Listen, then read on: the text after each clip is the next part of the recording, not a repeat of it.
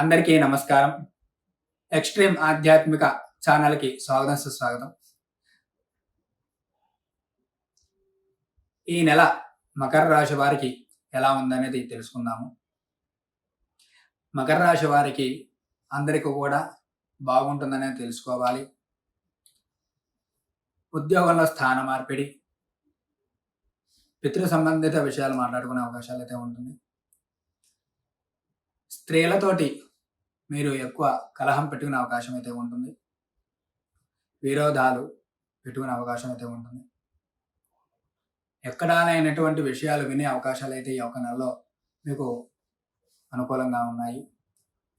ఉద్యోగం, రాజ్యం, సంపద ఇలాంటి విషయాల్లో మీరు ఎక్కువ ఆలోచించే అవకాశాలైతే ఉంటాయి. ఇంటి గురించి చూస్తే మీకు ప్రతి ఒక్కటి కూడా అనుకూలంగా ఉందని తెలుసుకోవాలి. అలా మీరు ఎప్పుడైతే చేసుకుంటారో అప్పుడే అన్నీ బాగుంటాయో తప్ప, లేదంటే కనుక ప్రతి ఒక్కటి కూడా మీకు ప్రతిఫలంగా కాకుండా వ్యతిరేక ఫలంగా అనేది మనం తెలుసుకోవచ్చు. ప్రతి ఒక్కటి మీరు ప్రేమగా మాట్లాడితే అందరూ కూడా మిమ్మల్ని ఆకర్షిస్తారు. లేదంటే గనక మిమ్మల్ని దూరం పెట్టే అవకాశాలైతే ఉంటాయి. ఉద్యోగం గురించి దూరంగా వెళితే మీరు అక్కడే ఉండండి, ఇక్కడ రావద్దనేసి చెప్పే అవకాశాలైతే ఉంటాయి. స్థాన మార్పిడి, ఇల్లు మారుతూ ఉంటారు. ఒకే చోట స్థిరత్వంగా ఉండే అవకాశాలైతే ఈ యొక్క నెలలో మీకు లేవు.